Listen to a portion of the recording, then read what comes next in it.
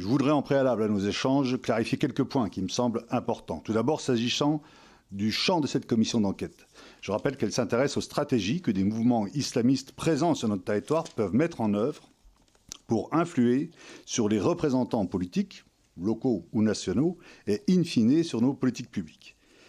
Certains commissaires, notamment parmi les groupes de gauche, auraient souhaité que nous étendions le champ d'investigation de notre commission d'enquête à d'autres formes d'entrisme.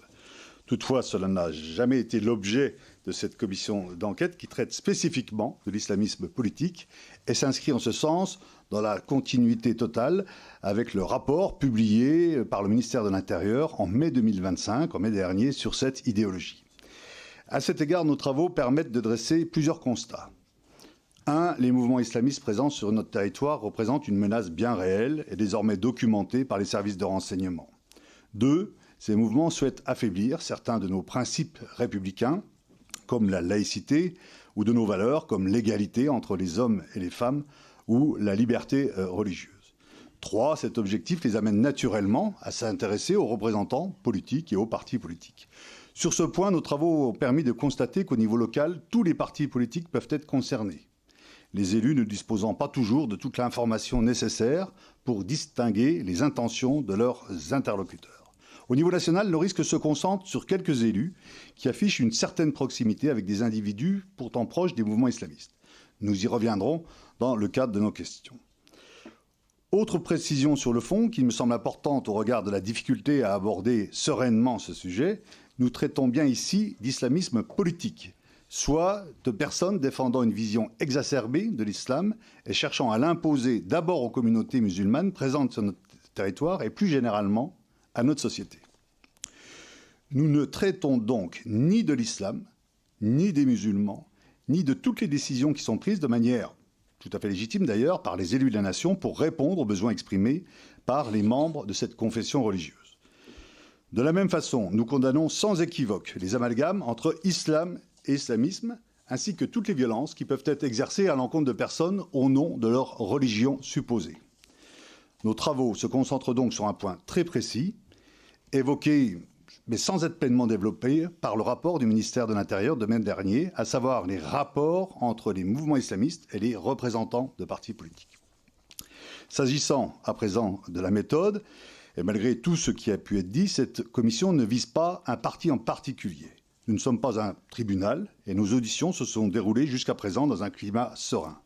Simplement, nous essayons d'analyser le plus fidèlement possible des phénomènes sur lesquels l'ensemble de la communauté du renseignement nous a alertés. Nous avons ainsi auditionné des personnalités présentant des points de vue différents, proposés par différents commissaires. Par ailleurs, j'ai personnellement veillé à ce que tous les groupes soient invités à participer au bureau de la commission et qu'ils puissent s'y exprimer librement. Enfin, s'agissant de votre audition, il se trouve que lors de nos auditions, votre parti a été mentionné à plusieurs reprises comme pouvant constituer une cible pour les mouvements islamistes. Il nous a ainsi semblé important de vous recevoir et d'échanger avec vous sur cette thématique.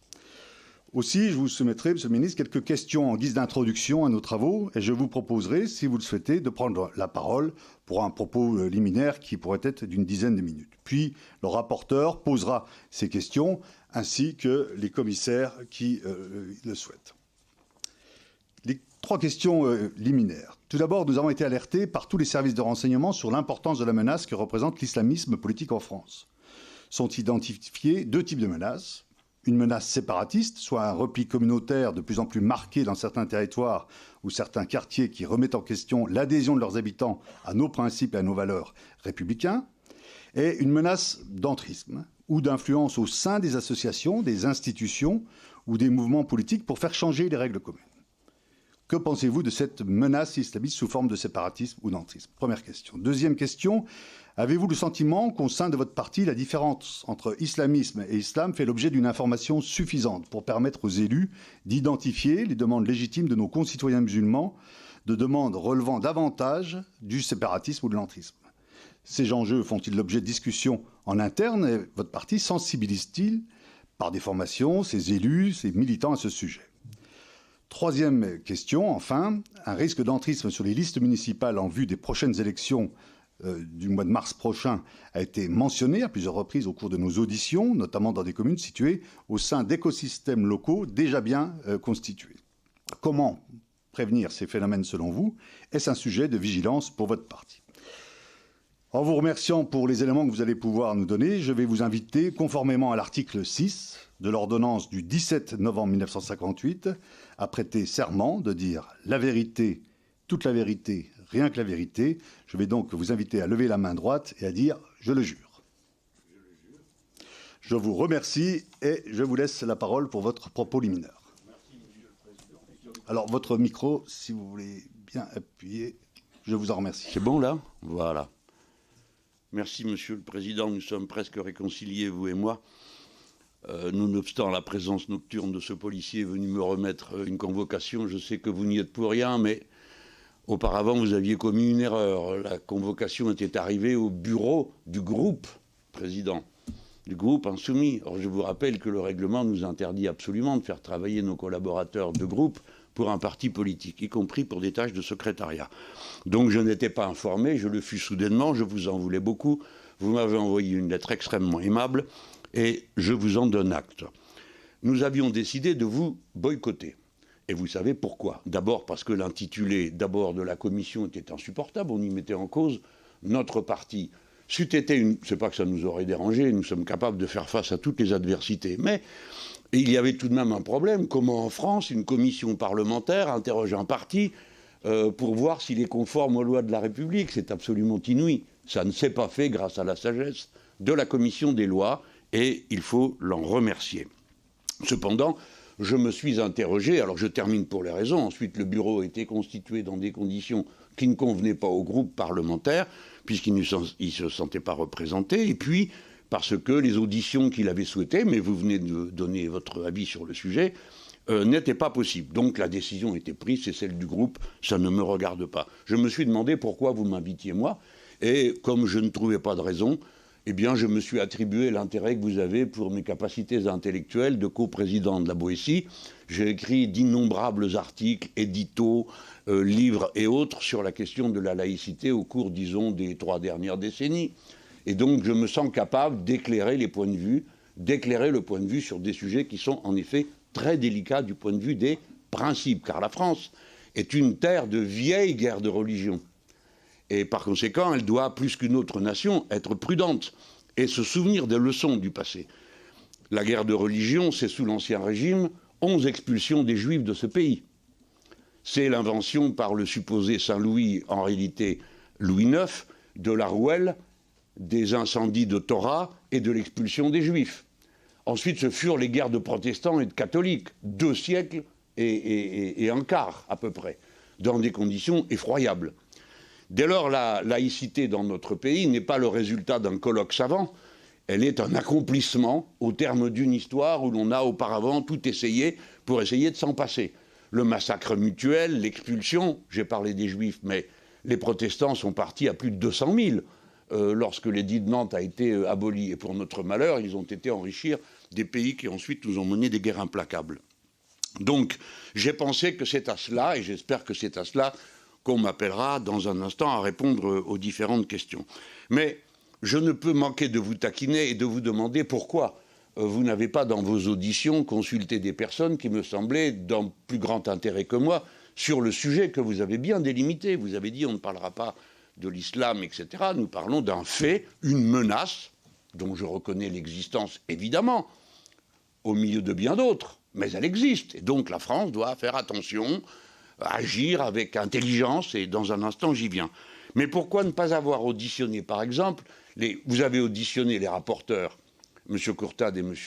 Gouillette. M. Gouillette est un grand ambassadeur de France, qui a été le représentant de notre patrie dans de nombreux pays du monde musulman, et qui connaît bien son affaire. Et dès lors, moi, j'attache beaucoup d'intérêt à ce qu'il a dit, et au rapport, je l'ai lu, je l'ai trouvé intéressant, mais je suis presque obligé de vous dire, n'y voyez pas mal, que vous êtes hors sujet. Car dans le rapport, il n'est pas spécialement question des frères musulmans.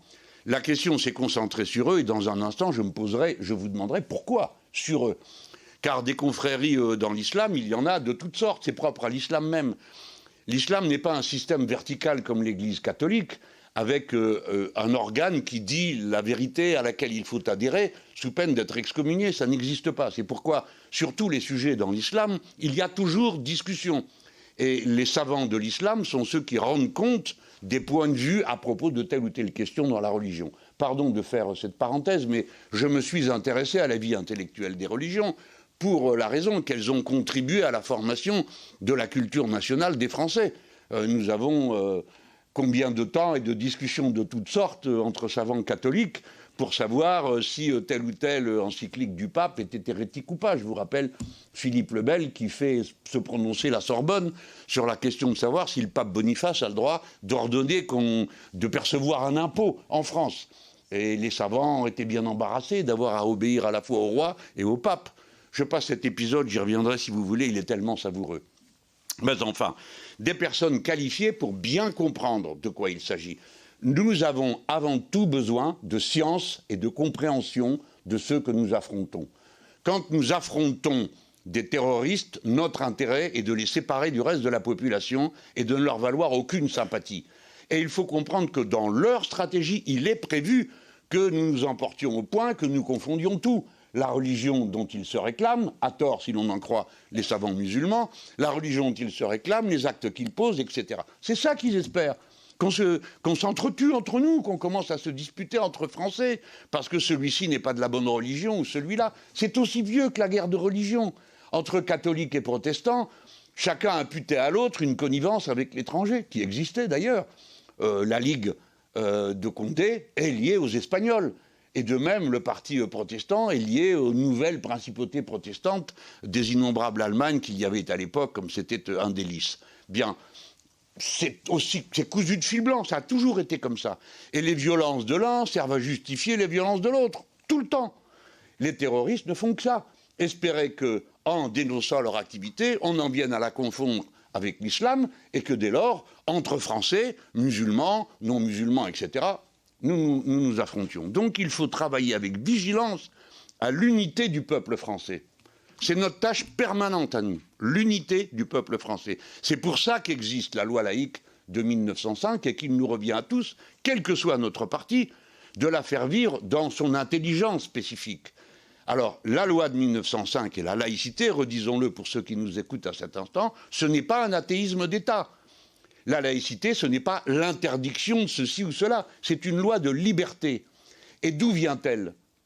De la bataille qui est immédiatement commencée entre catholiques et protestants, puisque le roi venait de Dieu et de sa décision, alors de laquelle des deux religions procédait son autorité. Très vite, les rois s'aperçoivent que de cette histoire, ils ne sortiront pas indemnes. Et ils commencent par dire, attendez, nous, on est les rois de tous les sujets. Non, ça s'est passé comme ça. Et il a fallu que tout ce cheminement du siècle, des siècles, 2 siècles et 19 ans, vous avez ensuite un parti royaliste qui se fiche complètement de savoir qui Dieu a choisi. Et ils disent la loi française, c'est la loi salique, l'aîné de la branche aînée est roi de France. On ne se soucie pas de savoir d'où il sort. Patatras, il était protestant. C'est Bourbon de Navarre. Et il a fallu surmonter ça. Et puis il y a la Révolution, et puis il y a la Commune, j'en passe. Mais c'est pour vous dire, le problème auquel nous sommes confrontés n'est pas nouveau, et nous devons tenir compte des enseignements du passé, ayant pour objectif l'unité des Français. Donc pourquoi n'avez-vous pas, puisque là vous êtes en train de faire la chasse aux extrémistes, pourquoi ne pas avoir consulté M. Lang, qui est le président de l'Institut du monde arabe, qui a une très grande science et compréhension de ce qui se passe dans le monde islamique, ou M. Bernard Cazeneuve, qui lui a vécu en première ligne l'attentat épouvantable qui a meurtri notre patrie si profondément au Bataclan. Ou bien, tenez, et j'arrêterai, là c'est la taquinerie. M. Wauquiez, c'est lui qui a inventé cette commission, il s'y est tellement mal pris qu'il a fallu en changer le nom. Et pour finir, il vous abandonne, il vient même pas là. Il a peut-être des idées, c'est lui qui a inventé l'idée que nous serions responsables, nous, les insoumis, de je ne sais quelle connivence. Où est passé M. Wauquiez? Pourquoi ne vient-il pas ici? Pourquoi ne vous supplie-t-il pas, Président, de pouvoir venir vous tenir informé de ce qui l'a motivé à nous pourchasser comme il le fait? Je passe à propos de M. Retailleau ou de M. Hollande, qui étant président de la République, ayant avoué publiquement qu'il avait pris des décisions extrêmement rudes à l'égard des ennemis de notre pays, si vous voulez bien vous souvenir de ce à quoi je suis en train de faire allusion. Bref, voilà. Si vous voulez interroger des gens qui ont des liens avec les terroristes, interrogez les membres du Rassemblement national, mais je veux immédiatement préciser ceci. Je ne suis pas en train d'accuser le Rassemblement national d'avoir un lien avec le terrorisme. Mais 2 de ses membres ont été pris la main dans le sac, l'un à vendre des armes, l'autre à aider le travail. Je précise bien, je n'en accuse pas le Rassemblement national, je ne l'ai jamais fait. Je fais preuve de mesure. Mon domicile a été entièrement saccagé. Et sur tous les murs, il y avait des slogans du Rassemblement national. Je n'ai jamais accusé le Rassemblement national d'avoir décidé cette agression, car je ne le crois pas. Voilà pourquoi je ne crois pas que le Rassemblement national soit un mouvement qui soit lié au groupe terroriste. Cependant, les connexions existent pour des raisons qui sont idéologiques et il faut les comprendre. De telles connexions n'existent pas pour nous, puisque par définition, nous sommes un mouvement qui postule que la similitude des êtres humains crée leur égalité en droit. Dès lors, tout ce qui s'apparente de près ou de loin à des distinctions qui reposent sur autre chose, nous les combattons toujours. Nous les combattons au sens de nous ne voulons pas qu'elles deviennent des règles politiques. Alors, me voici tout de même devant vous. Alors, vous pouvez vous en étonner après ce que je viens de vous dire. Mais je veux vous dire pourquoi. Eh bien, parce que votre commission a déjà produit les documents qui nous innocentent absolument. Qui? Tous les responsables de services de renseignement du pays que vous avez entendus. J'ai lu les comptes rendus. Aucun ne dit qu'il y a un lien entre nous et les islamistes. Ils disent même le contraire. Aussi bien s'agissant des frères musulmans qui sont en cause dans ce qui nous occupe présentement, eh bien, le rapport de M. Courtade et de M. l'ambassadeur Gouillette dit, il ne peut pas être plus clair. Au niveau français, dit M. Courtade, je ne connais pas de stratégie constituée d'influence de la mouvance frériste auprès des partis politiques. À l'heure actuelle, certains militants islamistes politiques qui n'agissent pas nécessairement sur ordre mènent au niveau local des stratégies d'influence, parfois d'obtention d'avantages, voire d'emprise. Mais, dit M. Courtade, je répète que nous n'avons pas observé ni documenté ou étudié une stratégie d'influence au niveau national sur les partis politiques. Alors, à plus forte raison, sur nous. Ceci vient de votre compte-rendu, pas de nos investigations à nous, car nous en menons aussi, et je vais vous en dire un mot pour vous mettre en garde contre ce qui vous arrive. Alors, pareil, les responsables de renseignement français ont dit, nous, on n'a pas vu ça, mais c'est le moment pour moi, maintenant, de vous mettre en alerte. Quelque chose se passe d'un peu bizarre dans ce pays. Le député insoumis Carlos Bilongo, Martins Bilongo, est rapporteur sur la préparation de la condition de la COP28, une activité parmi d'autres traditionnelles chez les parlementaires. Le voici qui se rend là-bas, aux Émirats arabes unis, et dans ce rapport mentionne le fait qu'il trouve surprenant, il n'accepte pas l'idée que le responsable de la COP28 soit lui-même un responsable d'une compagnie pétrolière. Bon, il rentre, et il s'est voué une haine apparemment absolument indépassable, et voici que se mettent en mouvement des services de renseignement qui noyautent ici, là, et en particulier l'administration française qui se met à pourchasser M. Bilongo pour une histoire assez confuse. Je vous renvoie à lui. Mais M. Bilongo a été mis en cause par un service d'intelligence ennemi. Ennemi, puisque personne n'est autorisé dans ce pays à nous espionner ou à nous manipuler. J'ai le souvenir heureux de M. Charles Pasqua, qui avait expulsé, je lui ai dit une fois, tu as expulsé 47 diplomates, Charles. C'était des diplomates américains. Et il m'avait répondu, pas du tout, moi, j'ai expulsé 47 espions. Voilà comment, depuis toujours, les Français n'ont jamais admis, y compris des puissances amies, qu'elles se mêlent de nos affaires. Par conséquent, nous avons protesté. Que s'est-il passé? Rien. Là-dessus, nous voici partis avec un sondage qui donne lieu à toutes sortes de commentaires dans la presse en disant il est manipulé. Qui l'a fait? Vous avez reçu 2 personnes. Président, il est important, monsieur le rapporteur, monsieur le président, que vous sachiez qui vous a recommandé d'entendre ces 2 personnes. Car elles sont liées à un journal qui n'existe pas, mais qui est distribué gratuitement à l'Assemblée nationale. Et ce journal est lié à un fonds qui lui-même est lié aux Émiratis. Tout ça est expliqué dans les documents que je viens de vous transmettre, non pas de nous, les Insoumis, mais du Monde, de Mediapart et de Orient 21. Par conséquent, et que se passe-t-il? Alors je m'empresse de dire aux Émiratis qui éventuellement m'écoutent que je n'ai rien contre eux ni l'affaire et n'en veux pas. Mais il n'empêche qu'ils ont manipulé. Ils ont manipulé et ils se donnent pour objectif, c'est l'objectif de ce journal, écran de veille, de provoquer des débats publics. Et c'est eux qui, par compétition avec le Qatar, ont imaginé qu'il fallait mettre en cause des frères musulmans pour mettre en cause le Qatar. Sans doute y a-t-il des frères musulmans en France, bien sûr. Il y a de tout en France, sur tous les sujets. Et par conséquent, pourquoi n'y aurait-il pas des frères musulmans? On dit, d'après le rapport, qu'il y en a dans 8 mosquées. Il y en a 2600 de mosquées en France. Par conséquent, rien d'autre que ce qu'on doit regarder en faisant attention et surtout en évitant de se donner en spectacle pour donner de l'importance ou de la visibilité à des choses qui parfois n'en méritent pas, si on veut vraiment qu'elles n'en aient pas. Voilà pourquoi je vous mets en garde. Je vous dis, comme en tant que compatriote, attention, il y a une puissance extérieure à la France qui manipule et s'ingère dans toutes sortes de circonstances pour mener ses comptes avec le Qatar. Mais c'est normal. Dans le monde, ce qu'on appelle le monde musulman, et là personne ne m'en voudra d'appeler le monde musulman, Qatar et Émiratis, qui sont 2 pays parmi les 24 qui mettent l'islam, c'est-à-dire la religion, dans leur constitution. Il y a des luttes d'influence. Ce que je n'accepte pas, c'est que la France soit le terrain de jeu de ces luttes d'influence.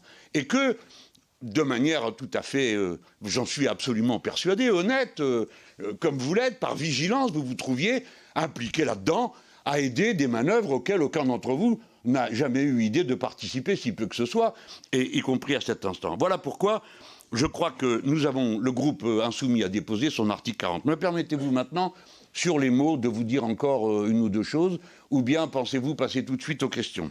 Je vais vous proposer de le dire très rapidement, de qu'on puisse avoir un échange. Si vous avez entendu.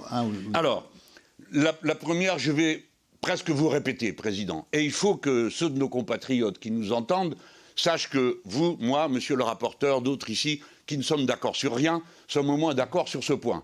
Nous ne confondons pas l'islam et l'islamisme. Et nous ne confondons pas l'islamisme avec le terrorisme. Je le leur dis, me faisant le porte-parole de tout le monde ici, au nom de ce pays. Nous ne confondons pas. Et dès lors, une fois qu'on a dit ça, c'est simple. L'islam est une religion, l'islamisme est un fondamentalisme qui, en gros, a 2 branches. L'une qui est quiétiste, qui dit de toute façon, nous, on ne s'occupe pas de tout ça, on ne s'occupe que d'une chose, veiller au respect de la loi de Dieu que nous pratiquons dans notre intimité, dans notre maison, dans nos manières de faire. C'est pas si loin de l'idée que nous-mêmes, on peut accepter sans aucune difficulté. Et d'autres prétendent en faire des lois politiques. Et d'ailleurs, il y a des pays, comme la Turquie, qui se réclament de l'islamisme politique. Alors là, nous sommes en désaccord complet, nous, Français, parce que nous ne croyons pas à ça, pour la raison que j'ai invoquée tout à l'heure, qui est que nous séparons la religion de la politique. Mais aujourd'hui, 60% de nos compatriotes ne pratiquent pas de religion. Si bien que la majorité du peuple français n'a pas été confrontée au voisinage de la pratique religieuse. Dans ma génération, le christianisme et le catholicisme étaient extrêmement présents au village, à la ville. On croisait sans arrêt des fois des gens en uniforme religieux, tout ça n'existe plus. Et nous étions obligés, pour ceux d'entre nous, par exemple, qui étaient des catholiques ou des protestants, croyants, pratiquants, qui allaient à la messe, mais qui allaient aussi au Parti communiste ou au Parti socialiste, de voir comment on accordait tout ça. Ce que la population n'acceptait pas toujours. Bref, nous séparons et nous ne confondons pas, nous discernons. Le terrorisme est une forme d'islamisme meurtrier qui est une stratégie de combat. C'est-à-dire, par le terrorisme, provoquer l'effondrement de la société, se déchirant entre elles-mêmes. Mais nous devons étendre la réflexion, et moi je l'ai toujours dit pour ma famille politique. Il y a le terrorisme, bien sûr. Le mot ne veut pas dire la même chose dans des circonstances de résistance. Les résistants français étaient traités de terroristes. Et dans d'autres situations. Mais d'une manière générale, la lutte militaire violente, quel que soit le cadre dans lequel on est, à l'intérieur d'une société, est désapprouvée. Nous, comme mouvement, nous combattons toutes les formes de violence, islamistes ou même de gauche.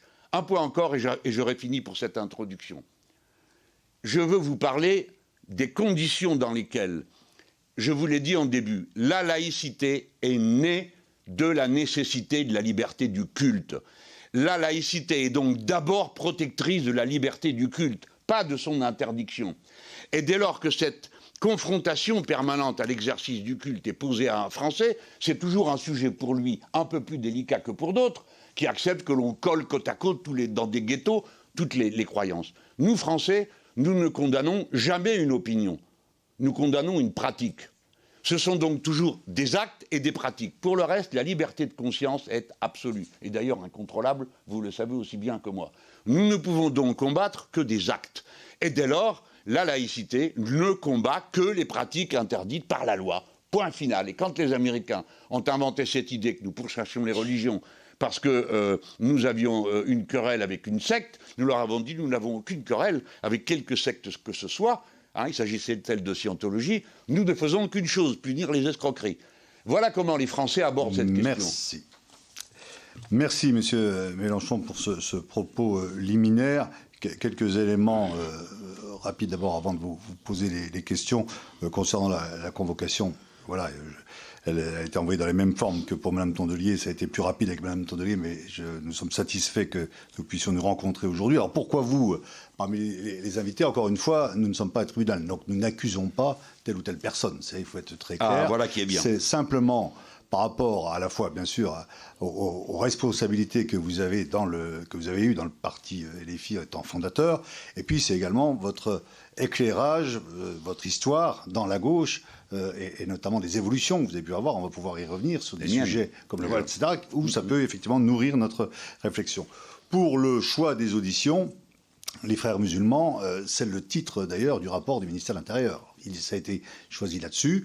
Ils indiquent bien dans le rapport que les frères musulmans sont plutôt en décroissance d'influence dans notre pays, mais que leur stratégie d'entrisme est celle qui inquiète le plus en ce moment les services. Donc nous, on s'inscrit dans le prolongement de cette réflexion. Vous indiquez, vous étonniez que le président du groupe de la droite républicaine ne soit pas là. C'est effectivement un droit de tirage de notre groupe. Nous sommes co-signataires dans le groupe.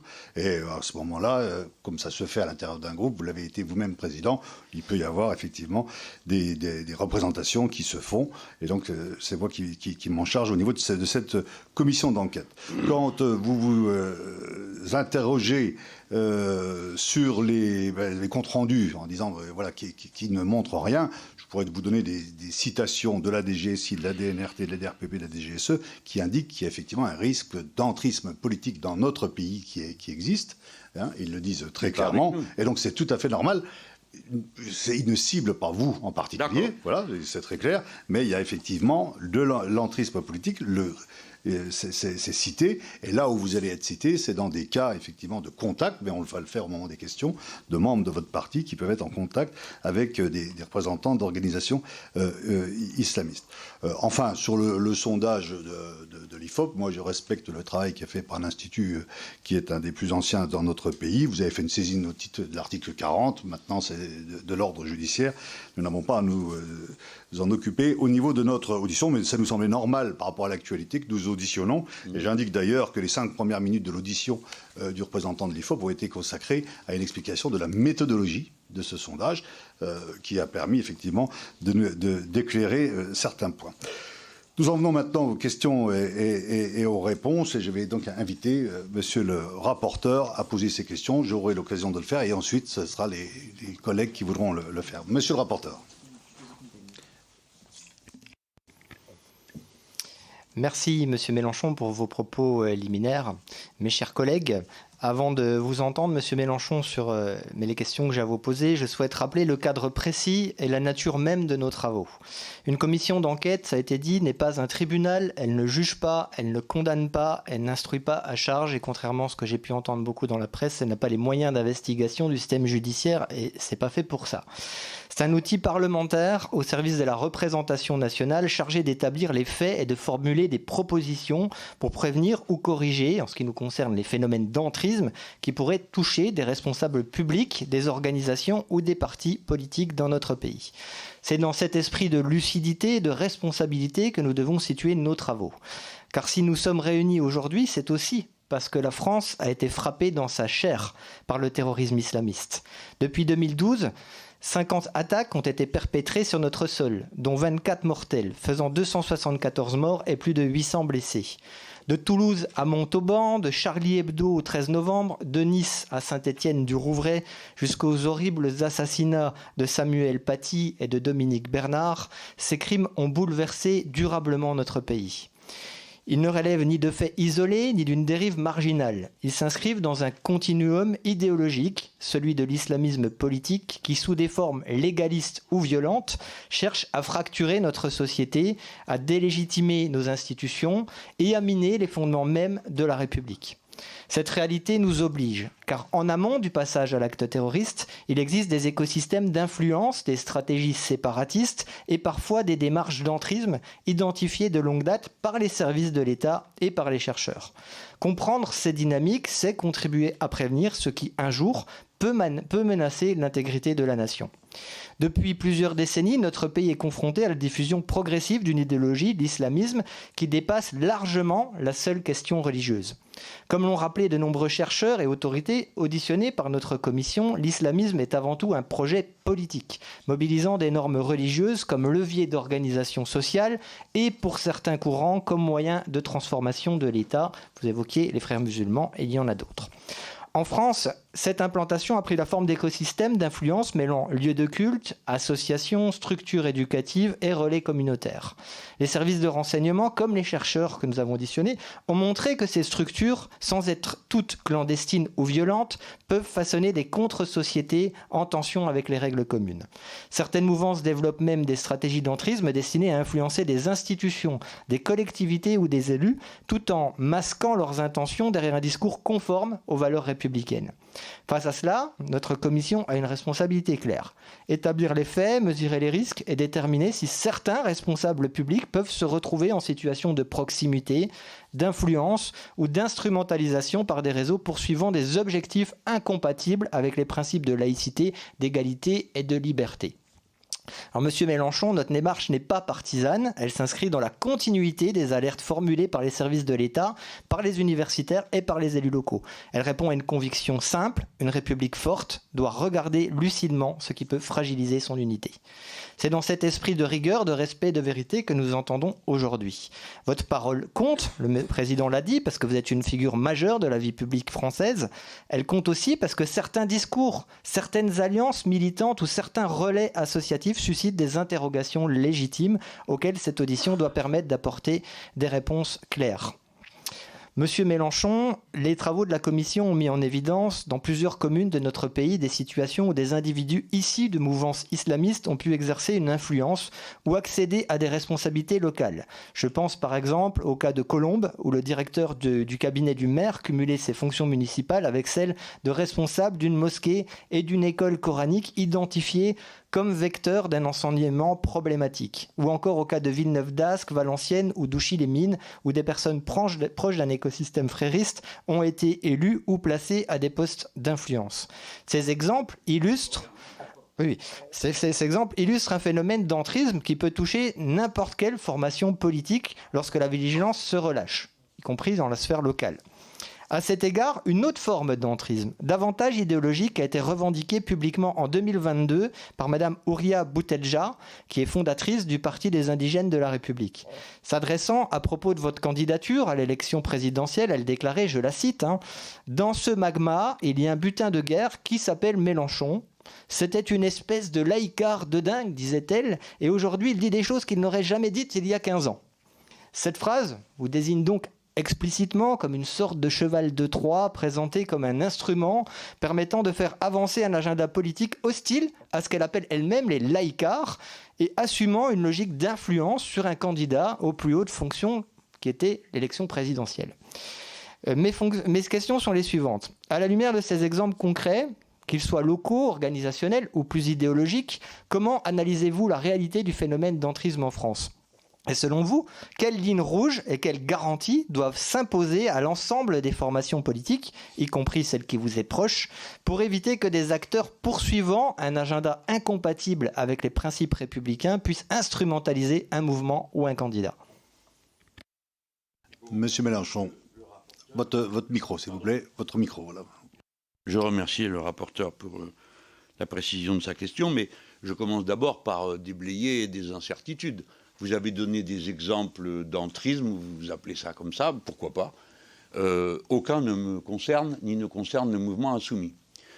Et je voudrais que vous compreniez pourquoi ça paraît difficilement possible que cela ait lieu avec des insoumis. Il faut comprendre la matrice intellectuelle du mouvement insoumis. Sa matrice essentielle, c'est l'humanisme, qui dit que l'être humain est l'auteur de son histoire. Sur ce plan, il a une interconnexion facile avec la pensée de ceux qui croient. Pourquoi ? Parce que ceux les religions qui attribuent un libre arbitre à l'être humain disent que c'est par sa décision qu'il fait le bien ou le mal. Dans l'islam, on dit que c'est pas Dieu qui a fabriqué le mal, c'est les êtres humains qui font le mal. On dit quelque chose de similaire dans le christianisme, quoique on identifie la personne du diable comme un acteur de cette aventure spirituelle. Parmi les laïcs, on dira, le mot n'est pas adapté, disons ceux qui n'ont pas de foi religieuse, on dira que la conformité avec les principes de la morale que l'on s'assigne crée le bien et le mal. Donc sur ce plan, on a un terrain commun. Après, on passe à d'autres choses, c'est l'égalité et la similitude absolue des êtres humains entre eux. Et là commencent toutes sortes de discussions politiques sur l'étendue des droits et des devoirs de chacun, le principal devoir étant de respecter le droit des autres.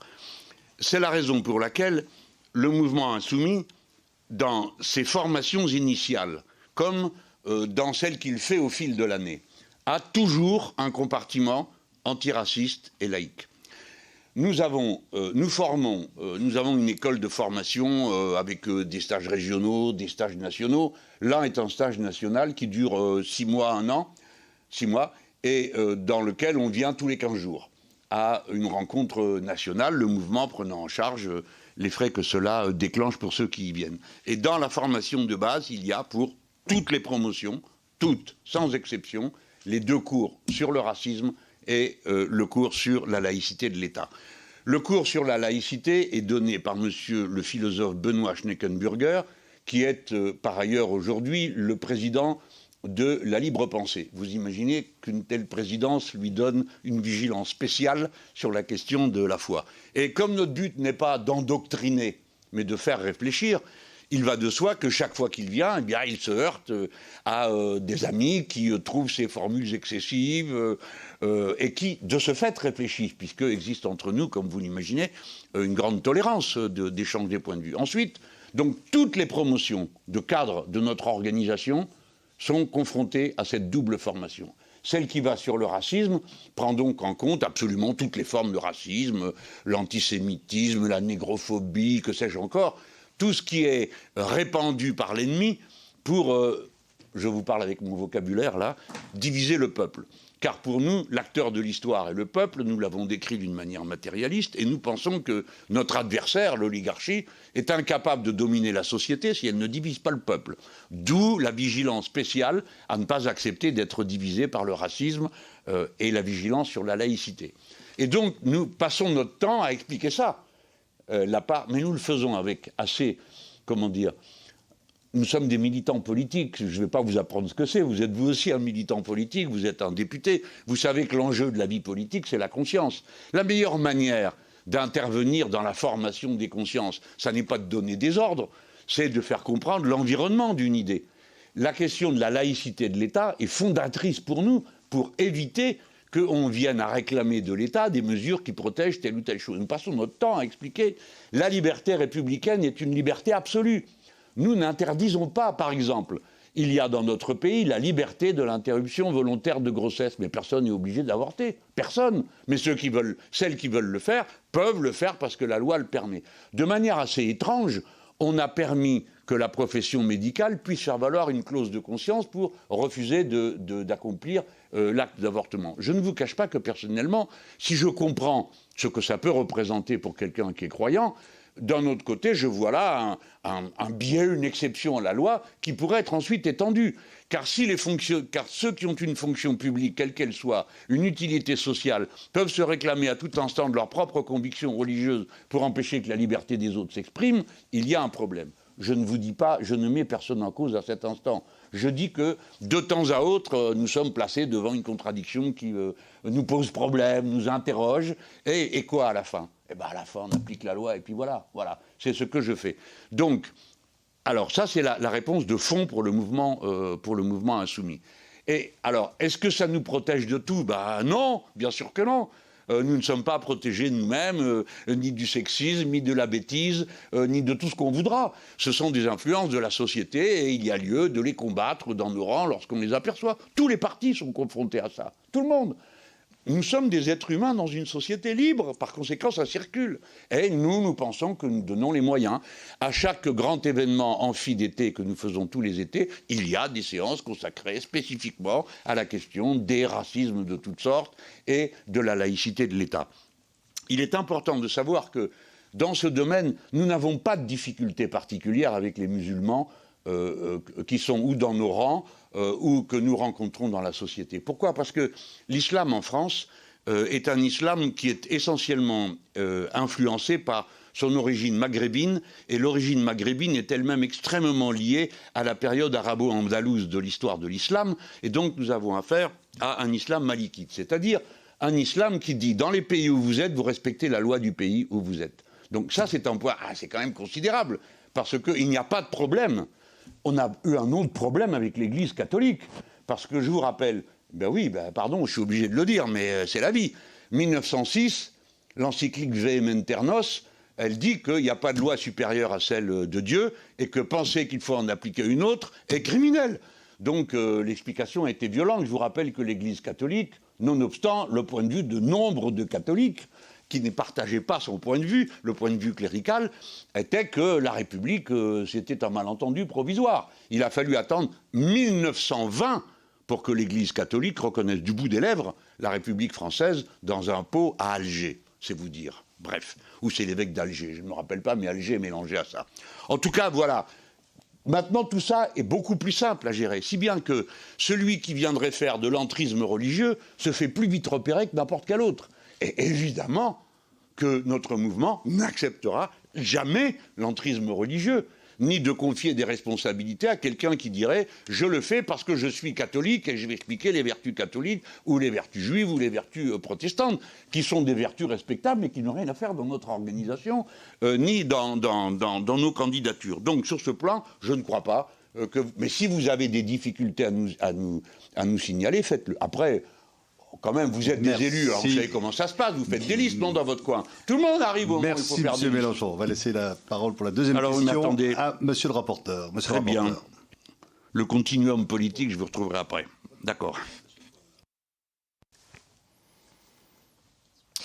Monsieur Mélenchon, on sait que l'islamisme politique repose sur l'exacerbation de normes religieuses utilisées au service d'un projet politique et qu'il peut s'appuyer dans certaines circonstances sur des marqueurs identitaires visant à distinguer ou à séparer une communauté de la société commune dans le cadre de stratégies d'influence ou d'entrisme. Plusieurs chercheurs auditionnés ont d'ailleurs souligné que certains comportements ou symboles, lorsqu'ils sont instrumentalisés, peuvent devenir des leviers d'affirmation politique et de pression sociale. À la lumière de nos travaux, une question se pose concernant la cohérence du discours politique sur ces marqueurs identitaires, parmi lesquels le voile islamique. Vous-même avez exprimé au fil des années des positions assez différentes. En 2010, vous considériez qu'on ne peut se dire féministe en affichant un signe de soumission patriarcale et que le voile constituait un stigmate que l'on s'inflige. Je vous cite, Monsieur Mélenchon. En 2015, vous qualifiez encore le voile de signe de soumission.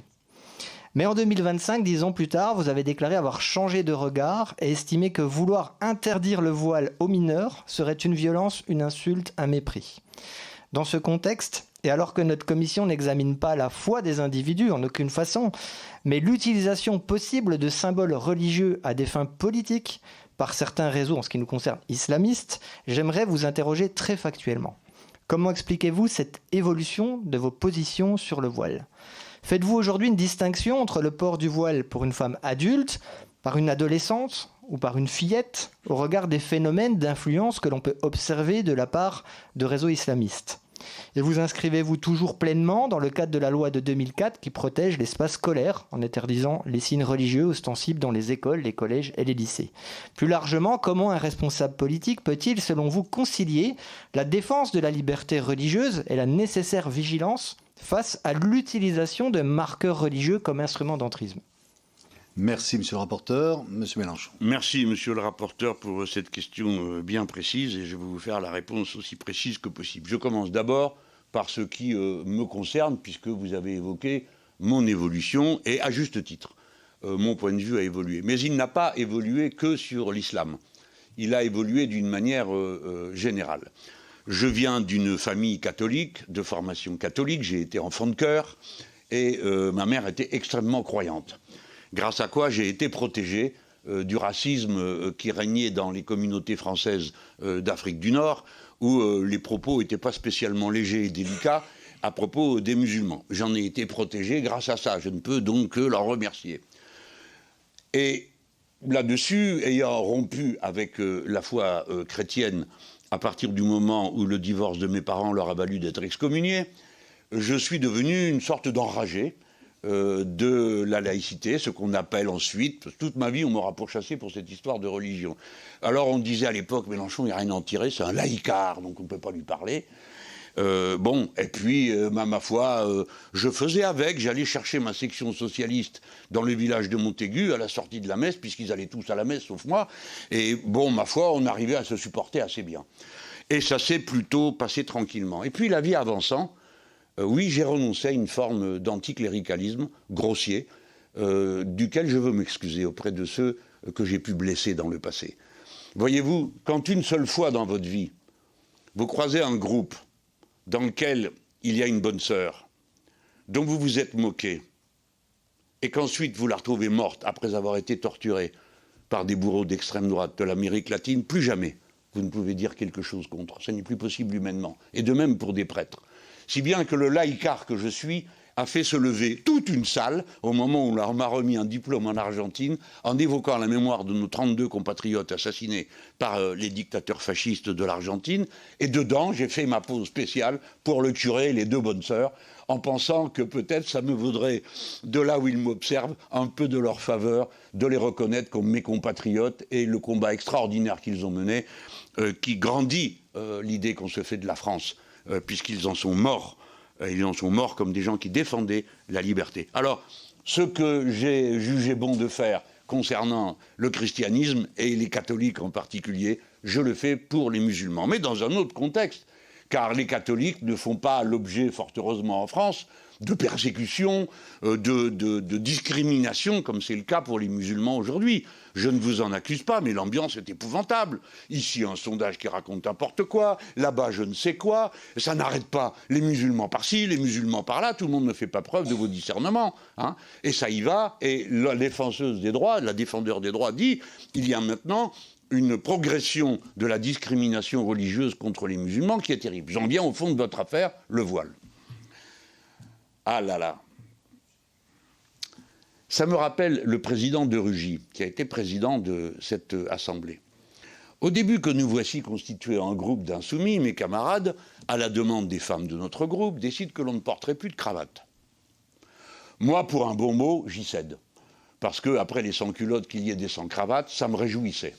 Nous voici donc sans cravate. Et au bureau de l'Assemblée, un collègue, je ne sais plus lequel, ou si je me rappelle, je ne vous dirai pas lequel, je ne vais pas me moquer de lui, dit, alors il faut avoir une tenue décente, vous allez mettre une cravate et même des chaussettes. Des chaussettes? Oui, certains de vos collègues n'ont pas de chaussettes. Bon, alors je connais quand même de Rugy depuis un moment, je lui dis, écoute, si vous votez qu'on doit mettre des chaussettes et des cravates, on les mettra. Mais je vais te dire une chose. Ce qui va devenir intéressant, c'est quand tu vas nous expliquer ce qu'est une tenue décente pour une femme. Et de Rugy, qui est quand même quelqu'un d'intelligence, s'énerve et dit « Mais qu'est-ce que c'est que cette histoire? Allez, il y en a marre !» Et donc, on n'a plus parlé ni de chaussettes, ni de cravates dans ce... Ah là, même problème. Tiens, ça tombe sur les femmes. Alors, j'ai pensé, en effet, comme ça se disait autour de moi, que c'était un signe de soumission. Et je regardais un peu narquois les photos de ma propre famille, ma grand-mère avec un foulard sur la tête, ma mère avec un foulard sur la tête, ma sœur avec un foulard sur la tête, parce que autrefois, tout le monde mettait un foulard sur la tête, et sinon on disait d'une femme qu'elle allait, comme vous, mesdames, en cheveux. Et ça ne se faisait pas. Il fallait avoir un foulard sur la tête. Donc tout le monde portait un foulard. Voici que maintenant, les musulmans en portent, les musulmanes, et vous dites comme un signal. Bon, je ne vais pas contester que certaines personnes portent un foulard comme un signal religieux de leur appartenance à la religion musulmane. Il y a des Français qui portent des croix très visibles, y compris des collègues à qui il a fallu les faire retirer, etc. Bon, on connaît tout ça. Donc, je ne vais pas vous dire non, ce n'est pas vrai. Oui, c'est vrai, il y a des gens qui mettent ça sur la tête comme un signal religieux. Bien. À nous de faire preuve à ce moment-là de discernement. C'est l'État qui est laïque en France, c'est pas la rue. Et les adultes s'habillent comme ils l'entendent, sauf si leur tenue venait à choquer quoi? Par leur nudité. C'est pas le cas. Sinon, pour le reste, le seul habit qui soit interdit, c'est la burqa. Eh bien, depuis que ça a été interdit, vous n'en voyez quasiment plus. Et c'est comme ça. Ça prouve qu'en général, les gens respectent la loi. Hein. Même ceux qui sont un peu olé-olé et veulent faire des démonstrations, quand il s'agit de la loi, tout le monde est fait du même bois. Hein. Voilà. Alors maintenant, allons plus loin.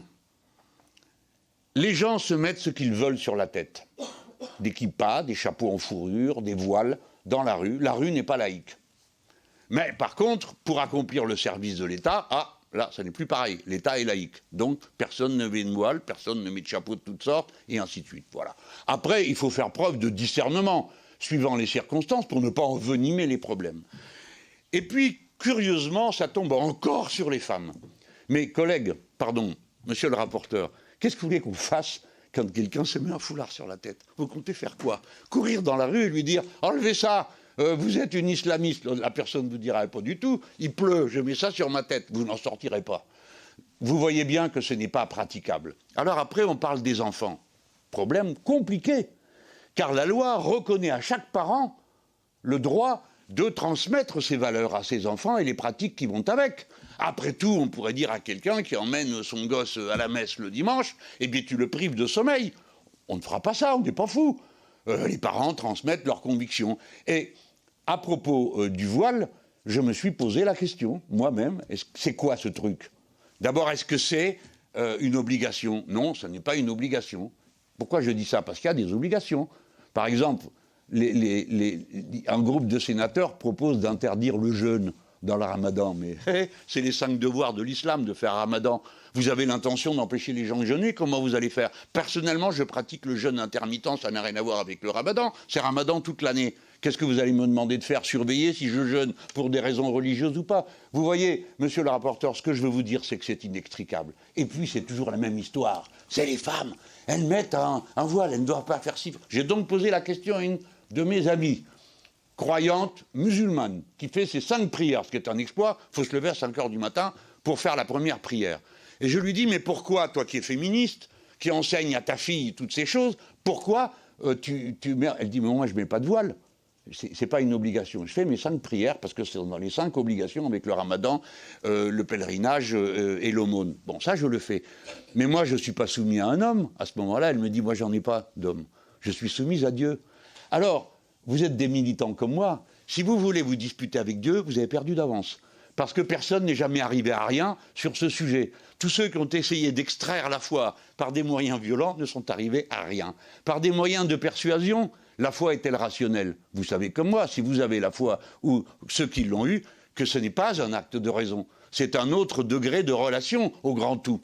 Qu'est-ce que vous faites? Eh bien moi, je ne sais pas, d'accord? J'ai tapé aux portes pour vendre le programme commun. Et quand les gens me disaient « c'est très bien tout ce que vous nous dites, c'est bien, vous y croyez, mais vous êtes alliés avec des communistes qui ne croient pas en Dieu, nous on ne vote pas pour ceux qui ne croient pas en Dieu. Qu'est-ce que vous voulez que je leur dise ?» Eh bien rien. Alors on passait à la porte suivante. Merci, monsieur Mélenchon. J'ai pas fini. Attendez, je prends juste une question de... Vous avez pas la dire, mais question de méthode. C'est que pour tout le monde, on a une audition avec le garde des Sceaux à 15h30. Donc non, c'est pas moi le pire alors, président. On ne l'a jamais dit ça, monsieur le ministre. Et donc, qu'on ait le temps, à la fois le rapporteur pour se poser ces questions et vous invitez effectivement à ce qu'on soit dans un format un peu plus compact. Je vous en prie pour le dernier mot. Je termine sur mon format compact. Je vous lance le défi, monsieur le rapporteur, pour que vous soyez dans le même embarras que moi pour trancher des questions de cette nature. Vous me parlez du voile. Et des enfants à qui l'on met un voile. Et que dites-vous de la circoncision? Elle concerne des jeunes enfants qui on ne demande pas leur avis. Elle est présente dans 2 religions. Et maintenant présente dans les mœurs des gens qui n'ont pas de religion, mais qui considèrent que c'est une bonne chose de le faire. Personne ne pose jamais la question. Ça, c'est pas un problème. Les voiles sur la tête des filles, oui, c'est un problème. Et la circoncision. Il y a des gens pour qui c'est un problème, qui disent c'est une maltraitance. Comment allons-nous nous sortir de ça, monsieur le rapporteur, monsieur le président? Comme je suis là, je ne sais pas vous répondre. En tout cas, si vous avez des lumières, n'hésitez pas à nous les donner. Vous aurez posé la question. Monsieur le rapporteur.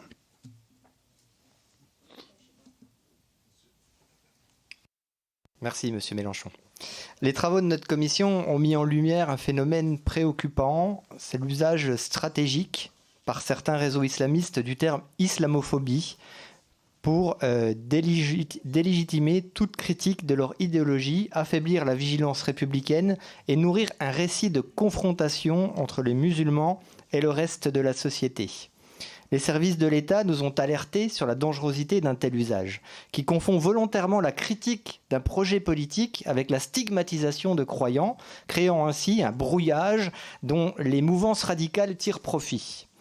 De plus, en assimilant volontairement avec l'emploi de ce terme toute critique de l'islamisme à une hostilité envers les musulmans, il fabrique des adversaires. Il désigne des cibles. Il cherche à réduire au silence celles et ceux qui font l'étude de leur idéologie, comme on a pu le constater à travers les menaces d'ailleurs reçues par certaines personnes auditionnées dans notre commission. Je pense notamment à la chercheuse Florence Bergeau-Blaclair, à Nora Bussini, à Emmanuel Razavi, à Bernard Rougier et d'autres.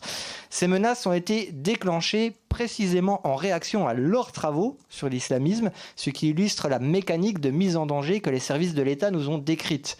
Une accusation militante suivie d'une exposition publique, puis d'une menace réelle. Notre commission ne peut ignorer ce climat. La République ne saurait accepter qu'un mot soit utilisé pour intimider, délégitimer ou susciter des menaces contre des chercheurs, des journalistes ou des responsables publics. Parce que défendre la liberté d'expression, c'est protéger ceux qui contribuent à éclairer la nation, même lorsque leurs analyses nous dérangent. Dans le même temps, la réalité statistique impose une forme de lucidité. Selon les chiffres de 2024 du ministre de l'Intérieur, notre pays a recensé récemment environ 240 actes anti-musulmans que nous devons dénoncer avec la plus grande rigueur, compte plus de 1600 actes antisémites, alors même que la population juive est près de 10 fois moins nombreuse que la population musulmane. Ainsi, si les actes visant nos concitoyens musulmans appellent évidemment une condamnation ferme et résolue, l'antisémitisme demeure encore aujourd'hui malheureusement la haine la plus meurtrière, la plus persistante et la plus massivement dirigée contre une minorité religieuse en France. Plusieurs services auditionnés ont souligné que lorsque le terme islamophobie est utilisé d'une manière militante et extensive, il peut contribuer, même involontairement, à alimenter certains ressorts antisémites. En diffusant l'idée fallacieuse d'une guerre menée contre les musulmans et en désignant en creux les juifs comme des bénéficiaires supposés de l'ordre républicain, ce discours active des schémas complotistes déjà mobilisés par les mouvances islamistes radicales. Vous-même, monsieur Mélenchon, avez rappelé par le passé votre réticence à employer ce terme, avant d'expliquer avoir changé de position, comme pour le voile d'ailleurs. Cette évolution mérite d'être comprise dans un contexte où la clarté des mots est essentielle à la cohésion nationale. Mes questions sont donc les suivantes. Comment, selon vous, concilier la lutte indispensable contre les actes anti-musulmans avec la nécessité de prévenir l'usage idéologique du terme islamophobie lorsqu'il peut brouiller la critique légitime de l'islamisme et nourrir, par ricochet, des imaginaires antisémites ? Pensez-vous qu'un usage trop extensif de ce terme puisse contribuer à renforcer ses ressorts ? Et comment maintenir dans le débat public une frontière nette entre la critique d'une religion, la dénonciation d'une idéologie politique et la protection de tous nos concitoyens contre le racisme ? Merci, monsieur le rapporteur. Monsieur Mélenchon. C'est des questions vastes, hein ? Bon, alors, d'abord, je suis d'accord avec vous pour dire que les mots ont une grande importance parce que c'est eux qui fixent la réalité à laquelle nous accédons. Hein. Pas de mots, pas de pensée. C'est un point de vue matérialiste et je suis content de vous retrouver sur ce terrain. Les mots ont leur importance. Alors oui, en effet, moi au départ, j'étais hostile à l'utilisation du mot islamophobie parce qu'on me disait « mais alors tu nous interdis de critiquer, quand on utilise le mot islamophobie, tu interdis de critiquer l'islam ». Et donc je m'étais dit « non, on ne va pas utiliser cette expression-là, on va en utiliser une autre qui ne vaut pas mieux, qui s'appelle « haine des musulmans ». Et puis la discussion avance et je vois que l'usage commun autour de moi se fait sur le mot islamophobie.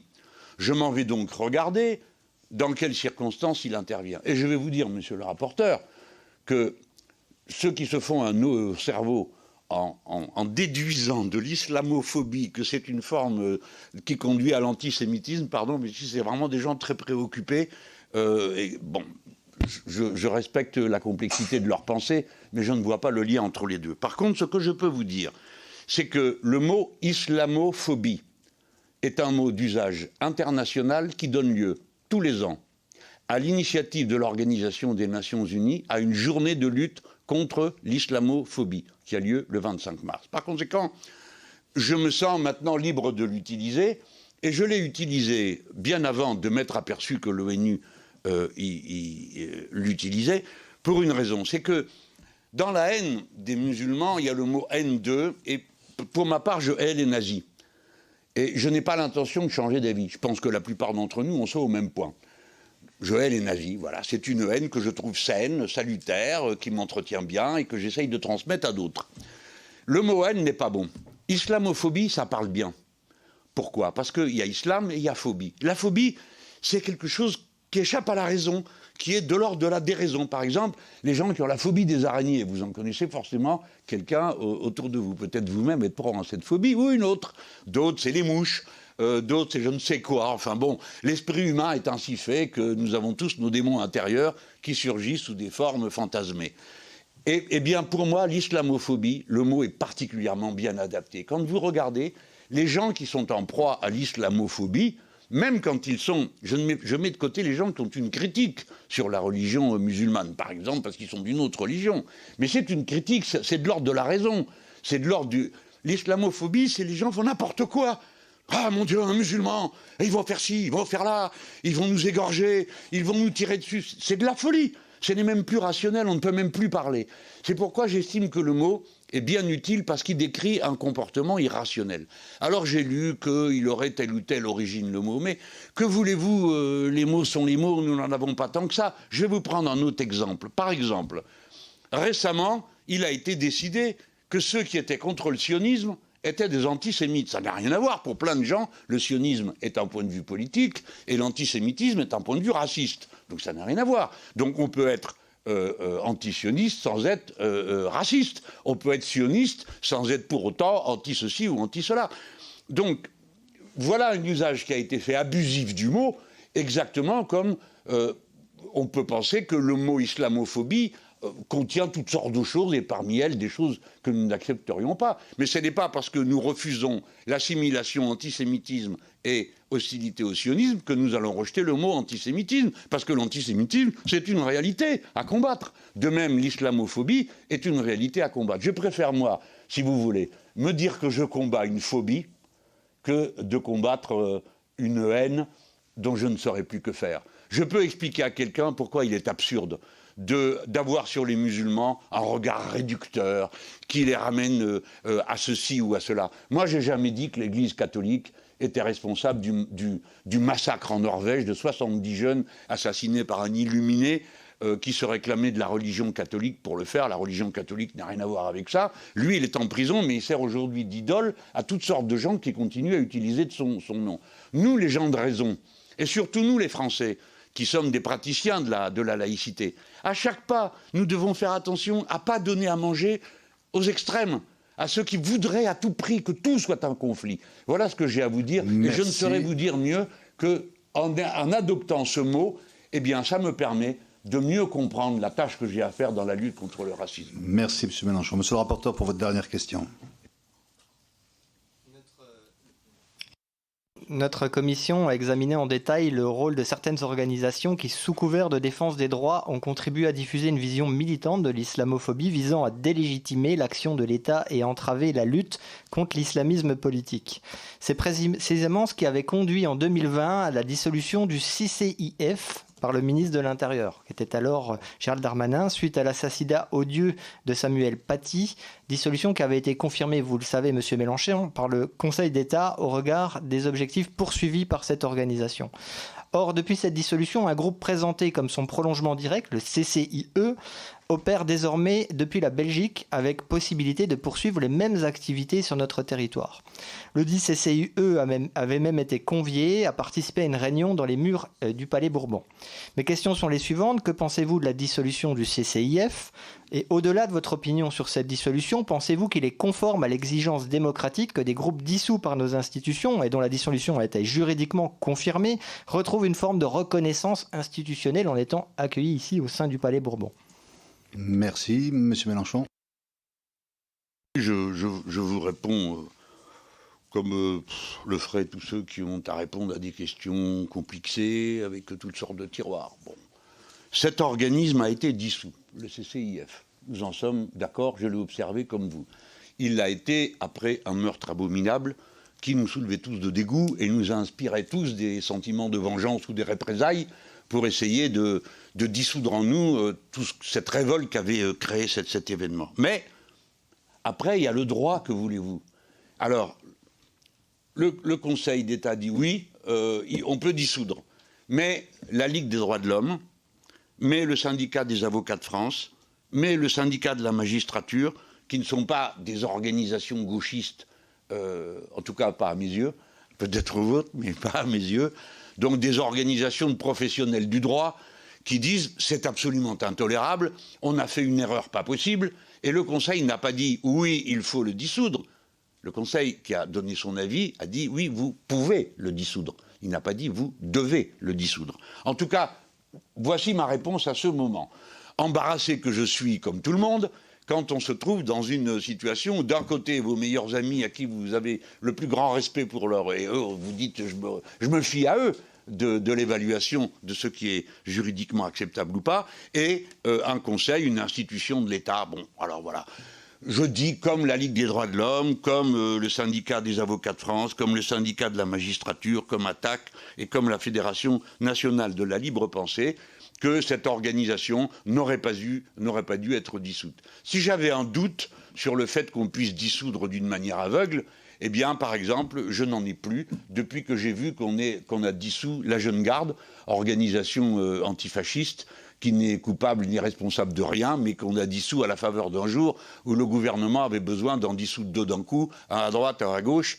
Donc on a dissous ça pour pouvoir dissoudre les soulèvements de la terre le même jour. Bon, tout ça procède plus de la politique politicienne que du fond. Mais moi, je suis attaché à rester lié à ma famille intellectuelle et de pensée, parce qu'elle m'aide à penser et à décider. Et dans cette circonstance, elle me permet ça. D'ailleurs, vous savez, je sais qu'on m'avait fait un reproche similaire au moment de la participation à la manifestation du 10 novembre.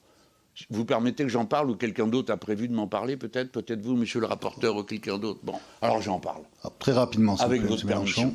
Oui. Alors, il y a eu une attaque à la mosquée de Bordeaux. Deux pauvres papés qui sortaient de là se prennent des coups de fusil.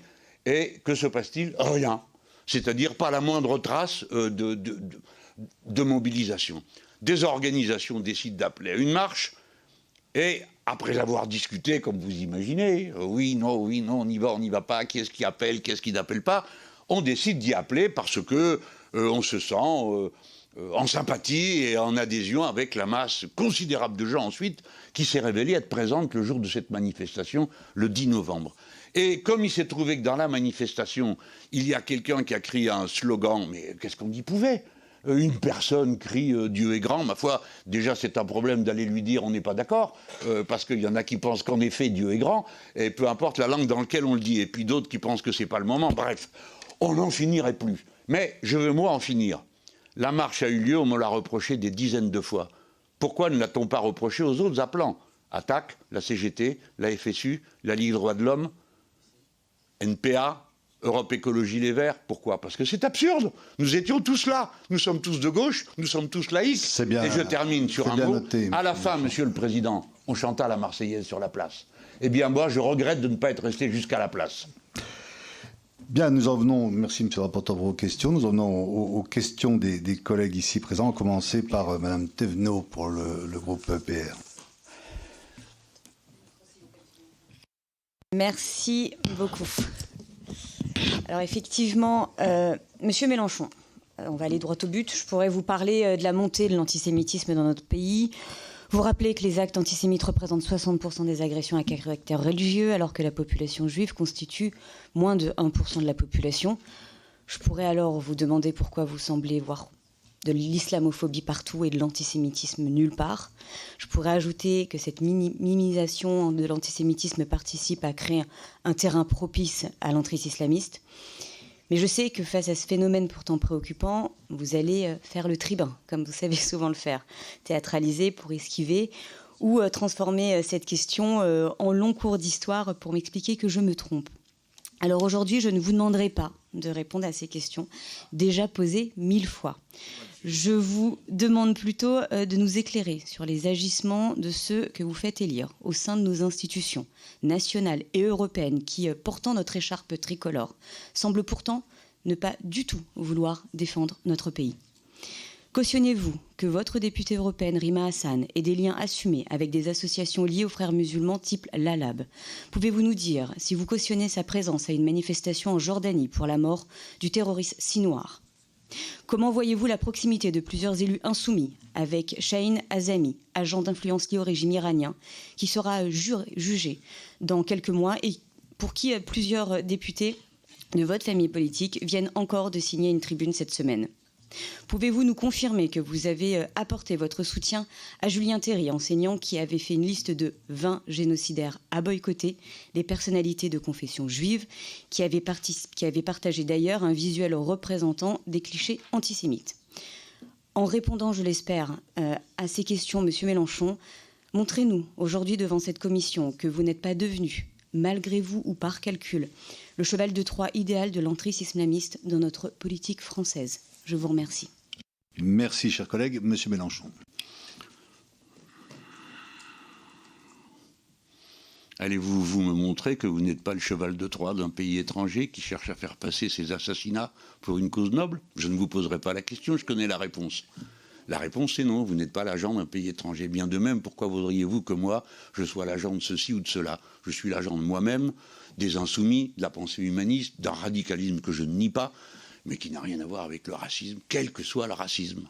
Mais je ne peux pas vous cacher l'agacement qu'il y a de voir sans cesse montrer patte blanche devant des inquisiteurs de circonstance qui vous enjoignent de dire ceci, de dire cela. Du calme. Moi, j'ai une vie qui témoigne pour moi. Vous n'étiez pas né, j'étais en train d'aider des juifs à quitter l'URSS alors que j'étais pro-communiste. J'ai passé mon existence à mener ces batailles-là. Il n'y a pas une fois où l'on peut me prendre en défaut, puisque j'ai des juges, quelle que soit la situation. Alors, je vous ai répondu, quoique ce ne soit pas le sujet de la commission, et je pense que le mieux est qu'on en reste au sujet de la commission. Mais je suis prêt à venir. Invitez-moi à une réunion, celle que vous voulez, avec qui vous voulez, pour que je puisse venir expliquer en quoi consiste la bataille contre l'antisémitisme que nous menons. Car nous la menons. Quant aux statistiques, elles ont une très grande importance, et c'est la raison pour laquelle j'aimerais que l'État, le ministère de l'Intérieur, établisse les statistiques, et pas les organisations associatives liées aux différentes communautés. Nous avons besoin de savoir exactement où nous en sommes. Mais s'il y avait un seul crime, on serait contre. Voyez-vous, quand Mme Mireille Knoll a été assassinée dans les conditions dont vous vous souvenez sans doute, nous appelâmes, nous groupes, j'étais le président du groupe, à la marche qui devait se faire. Tous les groupes ont signé. Nous nous y sommes rendus. Nous avons téléphoné la veille pour prendre nos précautions auprès du CRIF pour lui demander d'assurer notre sécurité. Il nous a dit qu'il ne pouvait pas le faire. Nous sommes venus quand même. Nous avons été agressés par une organisation juive qui est considérée comme terroriste en Israël comme à New York et qui a couvert d'insultes les femmes qui étaient parmi nous et qui nous a agressés. Et personne ne nous a défendus ce jour-là. Qu'ai-je dit à la sortie? Ai-je maudit tout le monde? J'ai dit je ne confonds pas 40 illuminés et je veux que chaque juif du plus modeste village de ce pays sache que s'il a un problème, il aura les insoumis à ses côtés pour le défendre. Nous n'avons aucune raison de faire quelque concession que ce soit. J'ai vu qu'on me dit que c'est par clientélisme. Mais qu'est-ce que c'est que cette histoire? Vous figurez que les musulmans sont clients de politiques antisémites, mais c'est une vision raciste des musulmans, ça n'existe pas. Et croyez-vous qu'ils soient sensibles à autre chose quand ils m'écoutent, à part à mon art de parler? Qu'est-ce que je raconte quand même? Ce sont des gens munis d'un cerveau. Et ils entendent des revendications sociales avec lesquelles ils se retrouvent. Pourquoi?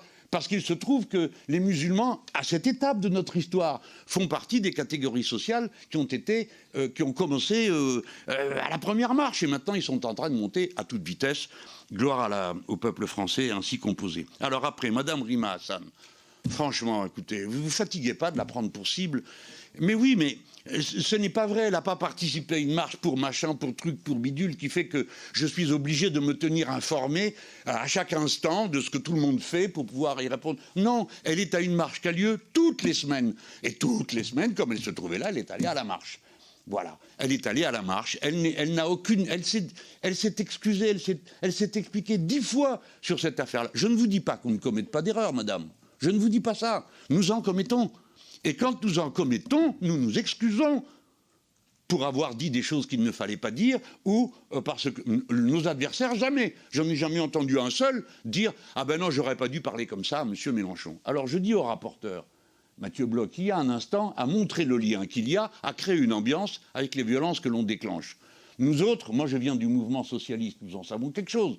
Parce que c'est pour ça et comme ça qu'on nous a assassinés, Jaurès. À force de le présenter comme un ami de l'Allemagne et le reste, etc., il s'est trouvé un dingue pour aller lui tirer dessus. Bon, figurez-vous que moi j'ai fait l'objet de 2 tentatives de meurtre, n'est-ce pas?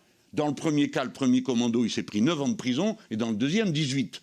Donc, je sais de quoi vous parlez, monsieur le rapporteur. Et j'ai pas l'intention, moi, si peu que ce soit, de le créer pour les autres. J'aime la joute, j'aime la polémique, j'aime la dispute. Ça m'est agréable de participer au sens philosophique à la dispute, mais pas à ça. Pas à la menace physique, pas à l'intimidation, pas au meurtre, etc.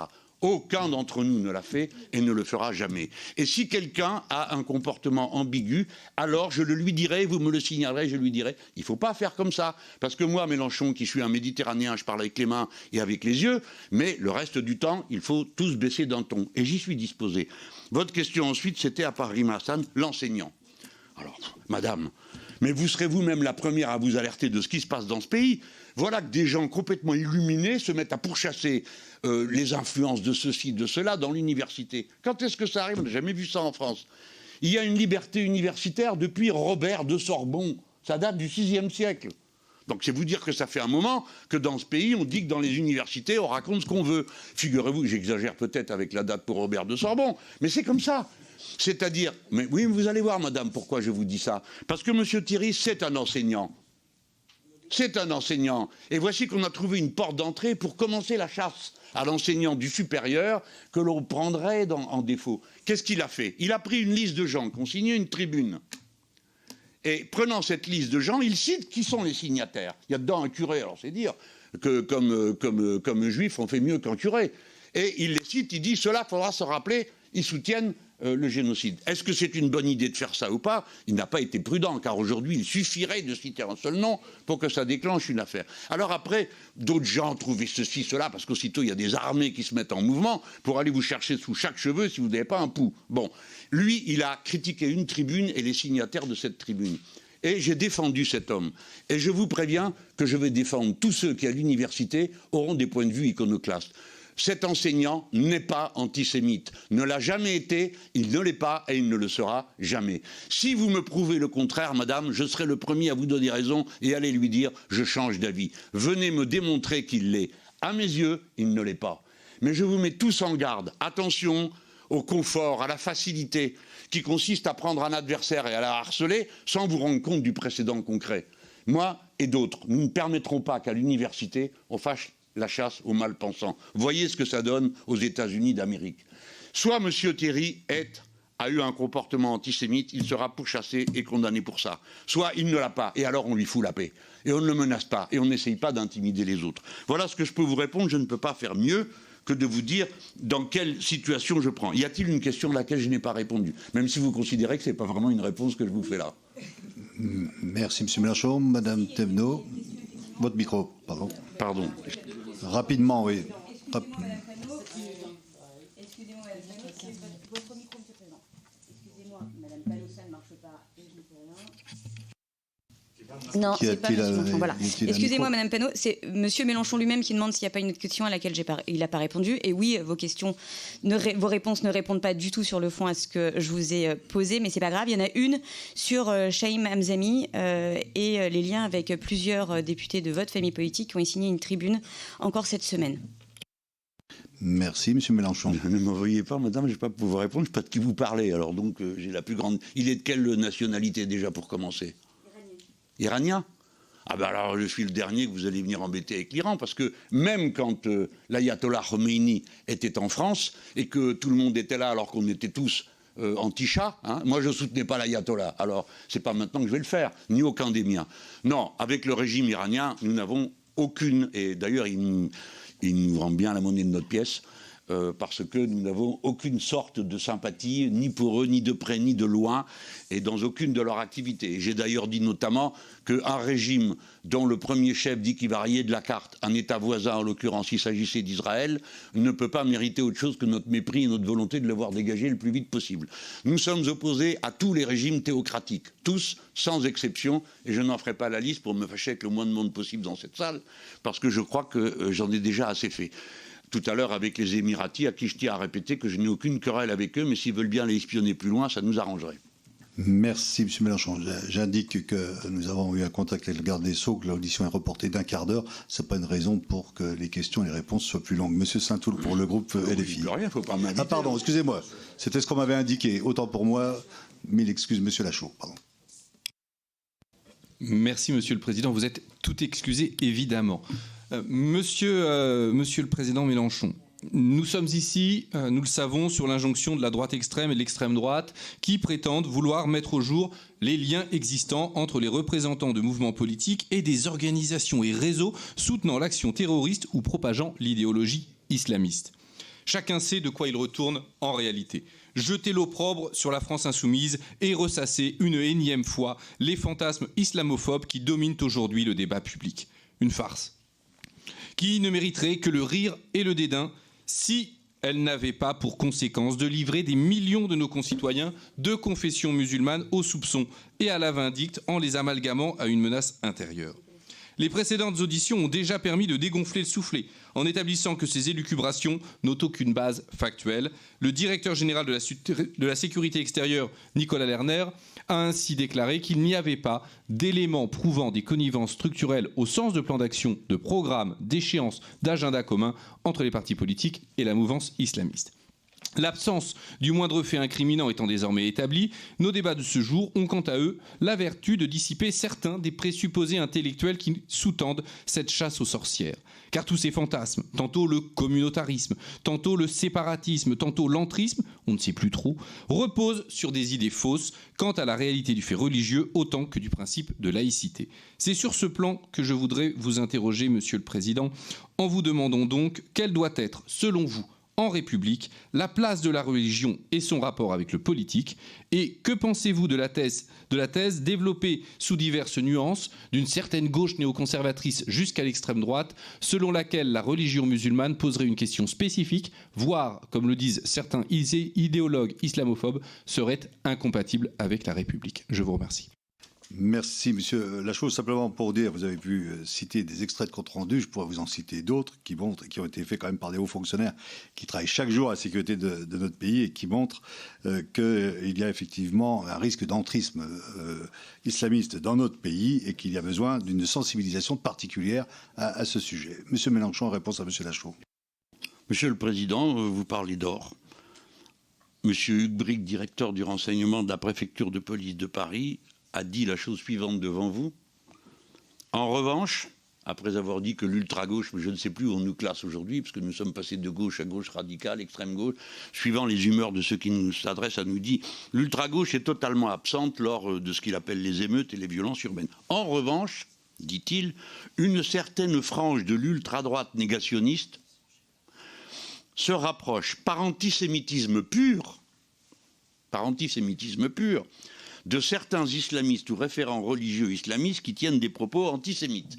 Bon, alors voilà, ça c'est pour confirmer à la fois ce que vous dites, Président, et ce que vient de dire M. Bastien Lachaud. Nous n'avons naturellement rien à voir avec tout ça, et s'il arrivait qu'ici ou là on constate le contraire, je serais le premier à le condamner. Je viens sur la phrase, je sais qu'il faut se hâter, mais je ne peux faire moins comme intellectuel, si vous le permettez, me perchant sur ma pauvre petite licence de philosophie qui impressionna tant mes parents, que de vous dire la chose suivante à propos de l'islam.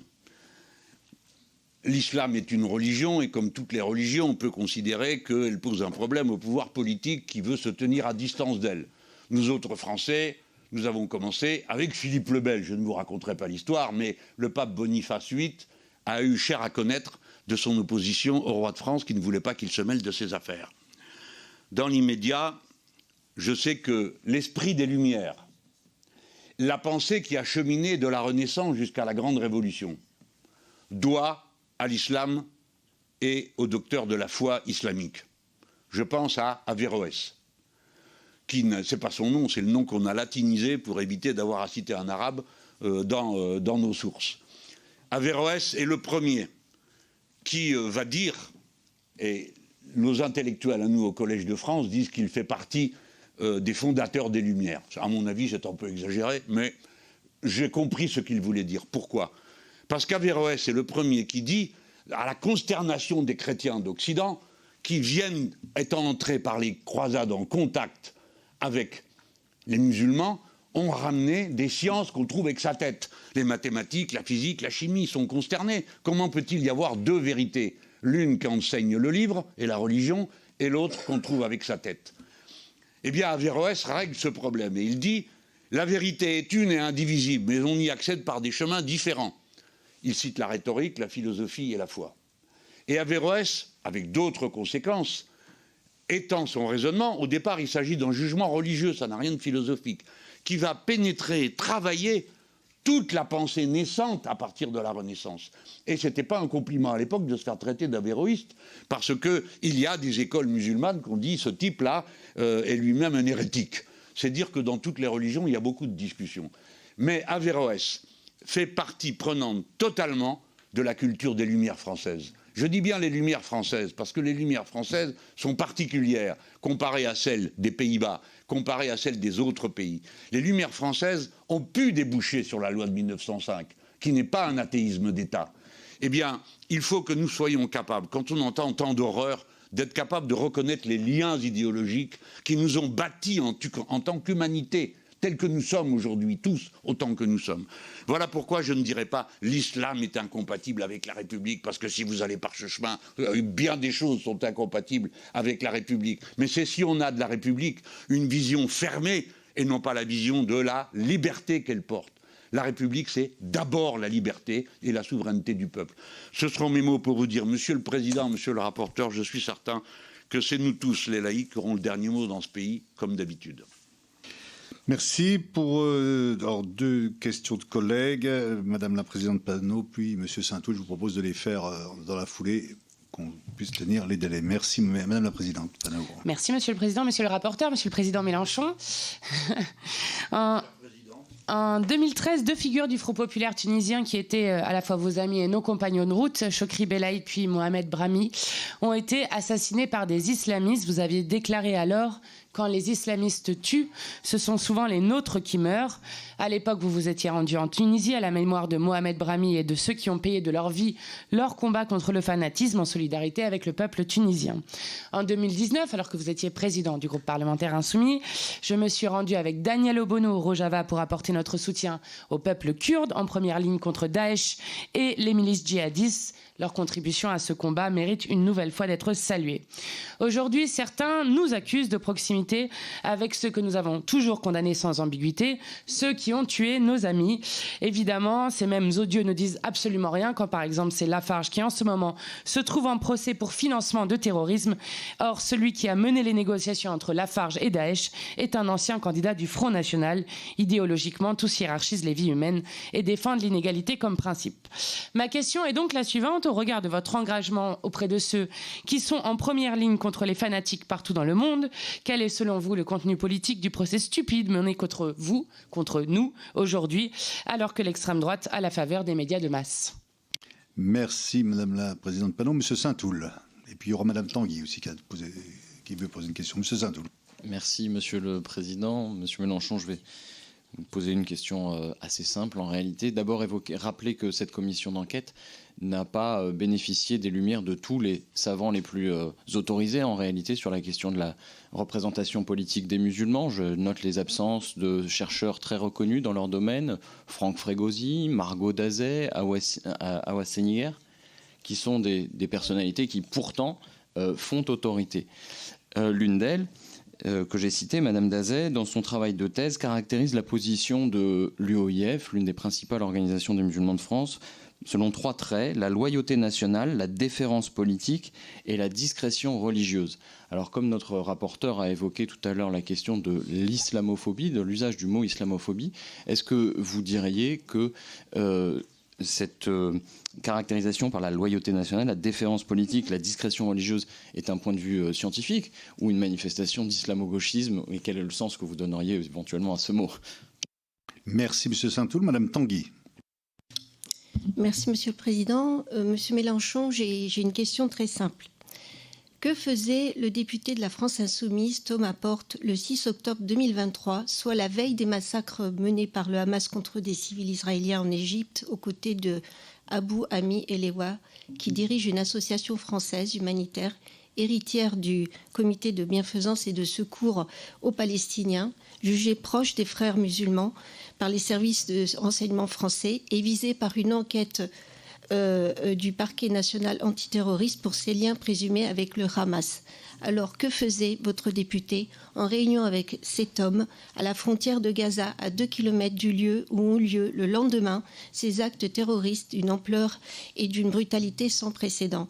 Monsieur Mélenchon, cautionnez-vous la proximité de votre député, comme celle d'autres cités par ma collègue Prisca Thévenot et certains de vos militants, avec l'islamisme politique et à travers leur lien avec l'organisation des frères musulmans, leur volonté de pénétrer le champ politique français? Merci.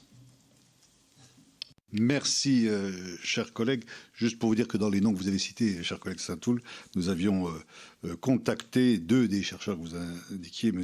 Frégori et M. Séniquet, voilà, pour vous dire, et qu'ils n'ont pas donné suite à notre contact. Voilà. Donc, M. Mélenchon, vous, en réponse aux trois collègues qui vous ont posé des questions. Je vais m'efforcer d'être aussi succinct que possible.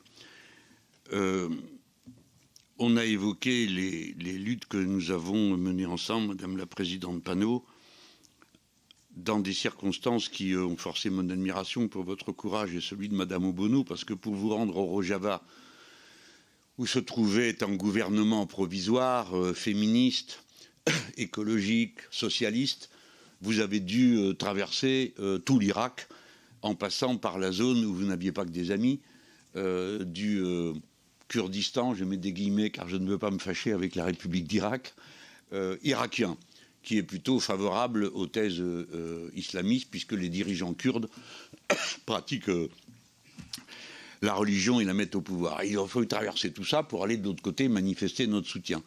Je demande qu'on nous entende parce que nous sommes capables de ça. Et je ne sais pas si vous avez beaucoup de partis politiques qui peuvent établir la même liste que nous d'actes qui ont été accomplis de cette ampleur et de cette vigueur. De même, je me trouvais aux côtés de la famille de Choukri Belhaïd en Tunisie, 48 heures après qu'il ait été assassiné. Et quand je suis venu, le sang était encore là, ainsi que les fleurs dans le village, dans cette partie de la cité. Nous sommes partis en cortège manifester. Je suis retourné pour les 40 jours, à la fin des 40 jours de deuil de Mohamed Brahmi, autre dirigeant du Front populaire tunisien. Et je l'ai fait cette fois-là sur la recommandation de bien des gens, entouré d'un service d'ordre qui est exceptionnel et rarissime de ma part, français, de police française, parce qu'on pensait qu'un Français venant défendre une position pareille n'était pas en sécurité pour cette célébration. Je ne mets pas en avant mon courage, parce que dans cette situation, c'était simple. Je me sentais sous la protection des Tunisiens eux-mêmes. Mais combien d'autres exemples de cette nature pourraient être donnés? Je vous en fais grâce. Mais je voudrais vous rappeler que sur la question de la compromission de Lafarge qui a payé Daesh, nous avons été la seule force politique pendant de très très très longs mois à mener la bataille dans une indifférence glacée assez générale. Et pourtant, nous n'avons pas lâché prise et je me réjouis de savoir qu'en ce moment même a lieu le procès des responsables. Souvent, il en a coûté, voyez-vous, Président. Quand j'étais ami par hasard, ces choses-là nous arrivent dans la vie, j'étais ami par hasard avec un officier supérieur de l'armée algérienne, Mohamed Boukobza, qui avait écrit un magnifique livre sur les événements en Algérie. Et je me suis trouvé là-bas quelques jours avant, quelques semaines avant les élections. Et nous avions sympathisé tous les deux. Bon, c'était un militaire et un intellectuel, et bon, on n'était pas exactement sur les mêmes positions politiques. Mohamed Boukobza a été égorgé sur le pas de sa porte, ayant sa fille à la main. Et j'en ai conçu une colère terrible qui ne m'a toujours pas lâché contre la lâcheté d'un tel attentat, qui a résonné en moi lorsque Paty a été assassiné et ainsi de suite. Chaque fois, je retrouve cette même rage contre cette manière de se comporter, cette barbarie absolue. Mais voyez-vous, quand a été signé un accord sous l'autorité des autorités religieuses catholiques, qui ont fait leur travail, je ne leur reproche pas, à Sant'Egidio, ça s'appelait les accords de Rome, auxquels une série de forces politiques plus ou moins importantes de l'Algérie avaient cru bon d'apporter leur signature. Et je pense en particulier à quelqu'un qui a été un ami et pour qui j'ai eu beaucoup d'admiration également, Hosni Ait Ahmed, qui a été le fondateur des forces socialistes, du Front socialiste en Algérie. Hosni a signé. Et je lui ai dit que moi, jamais je signe quoi que ce soit avec des fascistes et avec des égorgeurs. Et nous nous sommes fâchés alors que nous étions amis et que je l'admirais, et que je l'admire toujours. Et nous ne nous sommes plus jamais parlé, hélas pour moi. Parce que jamais je n'ai approuvé, si peu que ce soit, la moindre compromission ni la moindre concession dans une lutte où, comme l'a dit la présidente, quand ils tuent, c'est souvent nous. Mais pas que nous, en tant que militants politiques. Ce sont des musulmans qui sont assassinés. À Nice, il y a des musulmans parmi les morts en nombre qui étaient là parmi tous les autres. Je ne sais pas s'il y en avait au Bataclan, mais je peux vous dire que chaque fois qu'une bombe explose dans tel ou tel pays, c'est souvent des musulmans qui sont les premiers à mourir. Dès lors, la haine que je porte à ces assassins, elle n'est pas sur une base religieuse et elle ne trie pas dans les victimes. Je voulais le dire. Alors, madame, après, je trouve votre question, madame Tanguy, bien sûr, vous me la posez, je le comprends, mais franchement, on peut faire mieux, quoi. Monsieur Porte se trouvait là-bas, vous dites à la frontière. Ben oui, il était à la frontière, il avait l'intention de la passer. Donc, il était là-bas pour passer la frontière. C'était 2 jours avant l'abominable crime du 7 octobre, les abominables crimes du 7 octobre. J'espère que vous ne sous-entendez pas qu'il était au courant ou qu'il venait pour les présider. Non. Il se trouvait là, que voulez-vous, ça arrive qu'on se trouve à côté d'un endroit où il se passe des choses épouvantables. J'étais dans Paris à l'heure des assassinats du Bataclan. Je n'ai rien pu faire d'autre que ce qu'a fait tout le monde, c'est-à-dire avoir peur et pleurer beaucoup. Ben là, c'est pareil. Alors le type qui est à côté de lui est monsieur machin, qui est monsieur Bidu. Bon, très bien. Si c'est un personnage qui n'est pas fréquentable, ne le fréquentons pas. Mais à l'époque, Thomas n'en sait rien du tout. Il y a un type qui est à côté de lui qui lui dit qu'il va l'aider à passer la frontière. Voilà tout. Alors il peut se trouver qu'à certains moments, on se trouve à côté de gens qu'on n'a pas envie de fréquenter. Je pense que c'était le cas. De même, me suis trouvé, moi, des fois, dans des manifestations avec des huluberlus. Et pas seulement, je ne parle pas seulement de questions religieuses, je dis des huluberlus au sens le plus radical du terme, portant des pancartes étranges. Franchement, vous n'avez jamais été dans cette situation, vous ? Ben, vous êtes bien embêtés. Voilà. Mais si, il y en a qui manifestent. Attends, regarde le mariage pour tous, ils y étaient tous. Et là, vous étiez tous avec des islamistes, ça vous a pas dérangé. Bon, ben, on comprend. Ils défendent des vues sur la famille qui sont plus proches des vôtres que des miennes. Et alors, bah, on est tous du même pays, non ? Alors on se déteste le reste du temps, mais il y a des moments où on fait la pause. Moi, madame, jamais je vous accuserai d'être complice de qui que ce soit qui tire sur les autres. Ben, ce pauvre Thomas Porte, vous le voyez, en train d'être complice d'un meurtre aussi épouvantable, des assassinats qu'il y a eu le 7 octobre, bien sûr que non. Si nous ne faisons pas preuve de raison entre nous, alors nous sommes perdus.